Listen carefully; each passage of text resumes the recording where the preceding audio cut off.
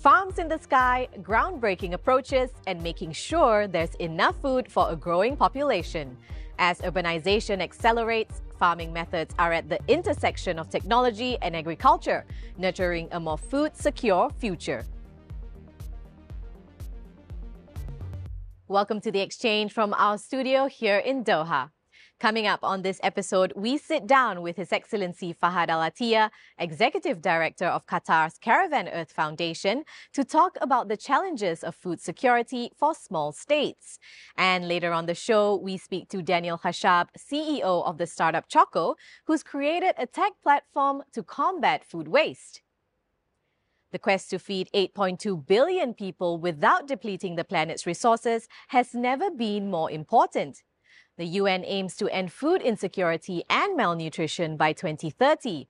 Last year, over 295 million people faced acute food insecurity, a 5% increase from the previous year, driven by conflict and climate challenges. In densely populated countries, urban farming offers a vital solution for food production. Around $40 billion is needed annually to boost sustainable farming, utilizing methods such as hydroponics, aquaponics, vertical farming, and community gardens to maximize limited space for fresh produce. Another key step to ensuring we have enough food for everyone is to reduce wasting what we already have. The UN estimates that 14% of the world's food, valued at $400 billion, is lost annually due to waste and unharvested crops. Despite its arid climate and water scarcity, Qatar has made significant strides in improving its agricultural practices as part of the government's commitment to food security and its Vision 2030 goals. I spoke with Fahad Al-Attiyah, Executive Director of Caravan Earth, a foundation focused on sustainable agriculture. He pointed out that low-tech solutions can often be more effective in achieving desired outcomes. Some nations have been cultivating in traditional methods and regenerative ways for thousands of years, and it's still going on. I mean, why would we need to disrupt that? I think we should be more cautious about certain technologies that are presented to us. And that's why I focus on what we call low-tech, because it's the most sustainable and regenerative form. And it can be exported to countries with lower income, with very little barriers. I think a lot of the hunger that we face is that we have bad distribution. So we need to empower those communities to cultivate their own land using regenerative methods, so that gives them micro-resilience. That's His Excellency Fahad Al-Attiyah with important insights to Qatar's self-sufficiency goals. Another small state, the island nation of Singapore, aims to grow 30% of its own food in the next 5 years. But with a shortage of land, the city-state has had to look for alternative methods. And as our reporter Patrick Fogg finds out, one particular method has blossomed. Hi Layla, take a look at this. 8,000 square meters of stacked layers aiming to produce 500 tons of greens to feed Southeast Asia's commercial capital of Singapore. Among the variety of vegetables here, basil, parsley and all sorts of baby leaves. It's been operated by Dutch agritech company Growy since 2023.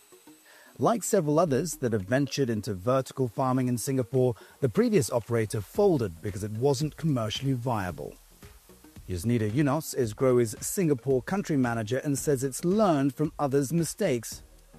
Some farms struggle with high energy costs, with inefficient designs and low automation, and this is why they're just not able to compete in the market. To overcome these challenges, Growy is bringing Dutch agricultural expertise. Growy uses a centralized management software system, which means the entire place is run by scientists in Amsterdam. As well as the Singaporean knowledge and research, we're able to create new ways of farming that is both better for the people and planet. Besides that, deploying technology that cuts down energy costs. One of the things Growy does is it uses acclimatized climate cells to create microclimates for different plant zones, giving it humidity and temperature precision to reduce energy needs and maximize crop yield.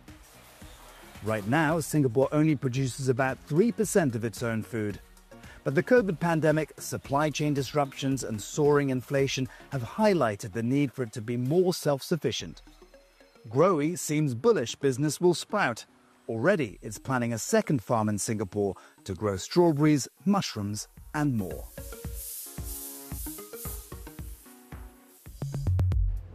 One of the biggest conundrums is that the more we produce, the more we waste. But is it realistic to make, buy or consume only what we need? I spoke to Daniel Khashab, co-founder and CEO of Choco, a startup which uses data-driven solutions to streamline wholesale orders to reduce food waste.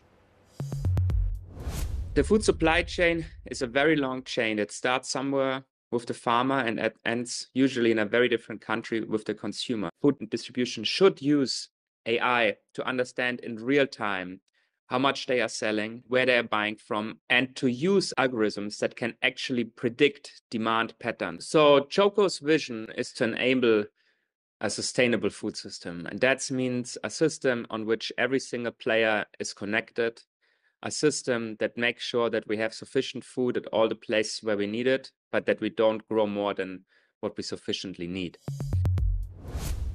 Now it's time for our regular feature, Business in 60 Seconds. Start the clock. Hisense is gearing up to announce its Q2 2025 earnings, showcasing its commitment to sustainability and innovation in manufacturing. The Chinese firm has expanded its global operations and prioritized R&D and eco-friendly practices to strengthen its leadership in the electronics market. BYD is preparing to announce its Q4 2025 financial results as it sets its sights on selling half of its vehicles outside China by 2030. This ambitious strategy is driven by a rapid expansion into European and Latin American markets. The auto giant has recently quadrupled its sales in Europe, showcasing its commitment to growth. And Manchester United is gearing up to unveil its Q4 2025 financial results as the club approves a landmark $2.7 billion stadium project. Plans are in place to construct a state-of-the-art 100,000 capacity venue to replace the historic Old Trafford. From self-sufficient ecosystems and urban farming to tapping on technology to reduce food waste, we've seen that everyone in the food chain has a role to play to help reach the goal of eradicating world hunger. Well, that's all the time we have for on this edition of the show. Please do check out Euronews.com for all your latest business news. And thanks for watching The Exchange.